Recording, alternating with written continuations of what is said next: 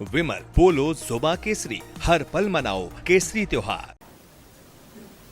गरिमा जी नमस्कार। मैं छोटा सा एक करेक्शन में करना चाहूंगा। सर प्रणाम, बताइए ना। आपने कहा कि 36% ईबीसी है, फिर आपने कहा कि 18% मुस्लिम्स है। दोनों को एक साथ क्लब मत कीजिए। व्हेन वी से 36.01%, उसमें से 10.5% मुस्लिम ईबीसी भी शामिल हैं। हाँ, हिंदू ये आप ठीक कह ईबीसी रहे इज हैं। अबाउट 25%। हाँ। तो दोनों मिला करके वो कंफ्यूजन हो जाएगा। That is for record. Bihar का जो कास्ट बेस्ड सर्वे है 22 देश, उसके हिसाब से भी that is one correction. Now come to your question.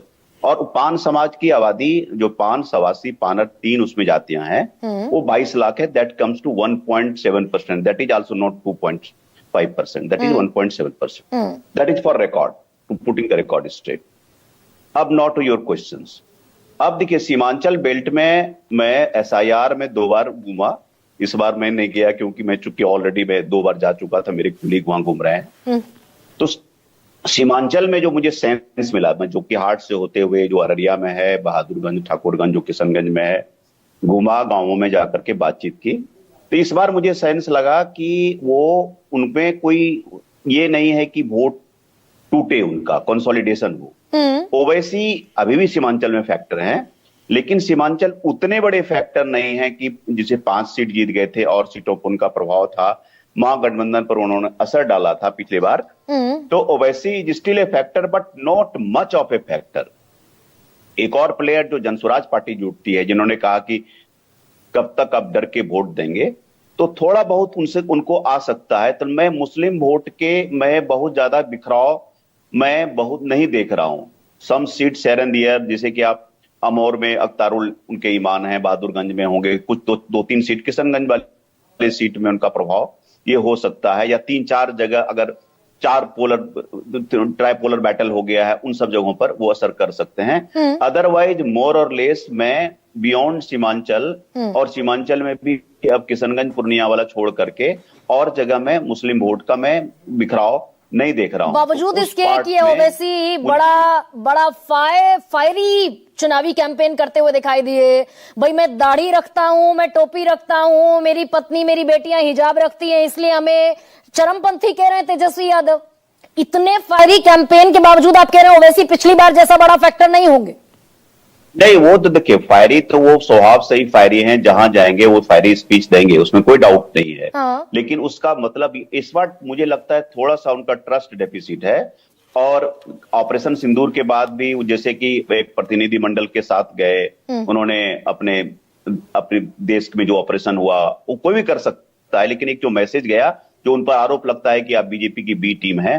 और सबसे बड़ी बात है कि उनके 5 में से जब 4 एमएलए उधर चले गए और आरजेडी ने महागठबंधन को आपने अपना हिस्सा बनाना नहीं चाहा और अंत तक नहीं बनाया। आप डिमांड करते रहे कि we want to be part of Mahagathbandhan. अच्छा, इसमें आरजेडी की क्या पॉलिसी, क्या रणनीति थी संतोष जी, कि भाई वो ओवैसी ये प्लॉट करना चाह रहे थे कि भाई सेक्युलर वोटों का बंटवारा नहीं होना चाहिए, तो हमें साथ ले लो, हम तो न मंत्री पद चाहते हैं ना कुछ और चाह रहे हैं, 6 सीटें दे दो। क्या इसमें तेजस्वी यादव की रणनीति रही हो? आरजेडी को उनसे जो है, उनको लगता है समवेयर बीजेपी हैंड देखते हैं बिहाइंड ओवैसी में। हाँ। तो उनके साथ एक ट्रस्ट डेफिसिट है। द काइंड ऑफ जो एक रेडिकल एक पॉलिटिक्स वो करते हैं, एग्रेसिव ब्रांड ऑफ पॉलिटिक्स करते हैं, उससे भी आरजेडी सब्सक्राइब नहीं करती है। तो अगर ऐसा होता तो उनको 10 हो जाता, 5 जोड़कर तो 115 तो तभी हो रहे थे। हाँ। तब जब नहीं लिया तो बाद में क्या लेंगे? तो मैं मुस्लिम वोटों का बहुत ज्यादा बिखराव ओवैसी फैक्टर के कारण देख रहा हूं, जनसराज फैक्टर के कारण भी नहीं देख रहा हूं। और 25 सीटों पर उन्होंने पहले लिस्ट में दिया था, पता नहीं बाद में कुछ लिस्ट दिया, 2 हिंदू कैंडिडेट भी दिए, ढाका में और एक सिकंदरा में दिए। लेकिन मुझे नहीं लगता है कि उन सब चीजों का बहुत ज्यादा, तो मैं मुस्लिम वोट्स का बिखराव नहीं देख रहा हूं। मैं मोर और लेस लास्ट टाइम से कंसोलिडेशन ही देख रहा हूं। मतलब ये समझ में आ गया लोगों को कि ओवैसी को वोट देंगे भी, विधायक बन भी जाएंगे तो भी सरकार तो ओवैसी अपने दम पर नहीं बनाने वाले हैं, ये लोगों को समझ में आ रहा है। आप देखिए ना, जोकीहाट में क्या हुआ। जोकीहाट में शाहनवाज आलम, मोहम्मद तस्लीमुद्दीन बहुत बड़े नाम है उस इलाके के। हाँ। उनके दोनों बेटे ही लड़ रहे हैं। जनसुराज से सरफराज आलम है, हो सकता है अगर हो सकता है खाता खुल जाए जनस्वराज का वहां से, नेवर नो। 4 चौतरफा है, एकदम चतुष्कोणीय एक कंटेस्ट है वहां। हाँ। तो वहां ऑफकोर्स उन सब इलाकों में इनका प्रभाव है, लेकिन जो जिस नैरेटिव के साथ, एक फ्रेशनेस के साथ लास्ट बार आए थे, हाँ। वो मैं होता हुआ नहीं दिख रहा हूं। मैं ये नहीं कह रहा हूं कि वो सीटें नहीं जीतेंगे, अभी भी 2 सीटें 3 सीटें जीत सकते हैं। अच्छा, लेकिन वो पिछली बार तो दरअसल आपने जो 3 सीटों की घोषणा कर दी संतोष जी, पिछली बार 5 सीटें जीती और महागठबंधन को उतना ही नुकसान हुआ। अगर वो 5 सीटें नहीं जीतते ओवैसी साहब, तो बराबरी पर खड़े होते एनडीए और महागठबंधन। तो ये डेंट तो दरअसल लगाते तेजस्वी यादव को ही दिखाई दे रहे हैं ना। 5 सिर्फ जीती हुई सीट पे मत जाइए, और सीटों पर जो उन्होंने प्रभाव छोड़ा होगा वो भी काउंट कीजिए ना। बिल्कुल, एग्जैक्टली। इसके कारण भी वो जीत सकते। तो नुकसान तो एनडीए को ही, फायदा तो इसका एनडीए को हो रहा है ना। एग्जैक्टली। तो वो मैं इस बार नहीं देख रहा हूं। इस बार वो कंसोलिडेशन मैं उनका उतना नहीं देख रहा हूं। ओवैसी फैक्टर का, ओवैसी फैक्टर बहुत ज्यादा वर्क नहीं कर रहा है। हम लोग एक फील्ड रिपोर्ट जो ले रहे हैं, कंस्टिट्यूएंसी वाइज भी ले रहे हैं, तो मुझे नहीं लगता है कि, जैसे मैंने, I will stick to my words, 2-3 seats को छोड़ करके मैं उनका बहुत ज्यादा प्रभाव इस बार नहीं देख रहा हूं। इस बार उनके जो स्टेट प्रेसिडेंट है अख्तारुल इमान की सीट भी फंसी हुई है, जो वहां के पुराने सबा जफर, जो उनके पुराने एमएलए थे, सबा जफर से उनके साथ कांटे की टक्कर है इस बार।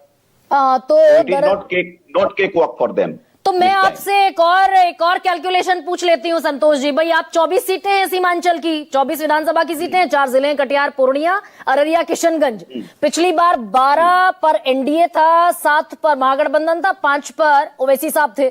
ये 24 सीटें किसकी कितनी इस बार?